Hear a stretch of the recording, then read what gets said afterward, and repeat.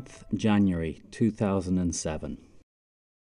Joshua Bell, one of the greatest violinists in the world, played to a packed audience at Boston's stately Symphony Hall of 1,000 people, where most seats went for more than $100. He was used to full sellout shows. He was at the peak of his abilities and fame. 3 days later, Joshua Bell played to an audience of nobody. Well, maybe 6 people paused for a moment, and one child stopped for a while looking as if he understood that something special was happening. Joshua said of the experience, "It was a strange feeling that people were actually ignoring me." Joshua Bell was playing violin in a subway station. At a music hall, I'll get upset if someone coughs or someone's cell phone goes off. But here, my expectations quickly diminished. I was oddly grateful when somebody threw in $1. What changed? Same music, on the same violin, played with the same passion, and by the same man. Why did people listen and then not listen?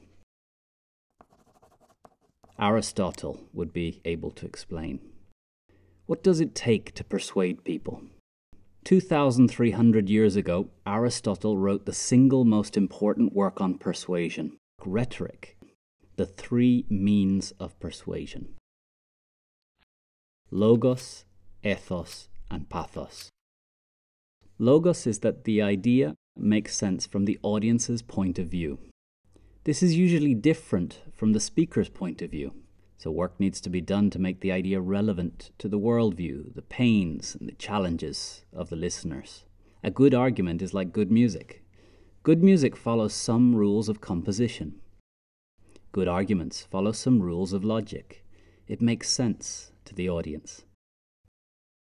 Ethos is reputation. What are you known for? Credibility. Do you look and act professional? Trustworthy? Are your motives clear? Do you show the listener that you care about them as much as yourself? Authority is confidence plus a concise message and clear, strong voice. Pathos is the emotional connection. Stories are an effective human tool for creating an emotional connection. There are moments where an audience is not ready to hear the message. A speaker must create the right emotional environment for their message. What changed? Why did people travel for miles to hear him play one night and not even pause for a moment to listen the next morning? The answer is that ethos and pathos were missing. Ethos. The fact that the great concert hall hosts Joshua's concert transfers its trust to Joshua. We trust the institution. We now trust Joshua. The subway does not have our trust for musical talent. We do not expect to find great art, great music, or great ideas. So it confers no trust to Joshua. Pathos. The concert hall is designed for an emotional bond between an audience and an artist. The subway platform is not. The hustle and movement and stress is just not conducive to the emotional connection needed between performer and listener. Logos, ethos, pathos. The idea is nothing without the rest. This is what Joshua Bell learnt on that cold January day in 2007. If you have a great idea, how do you build credibility and emotional connection?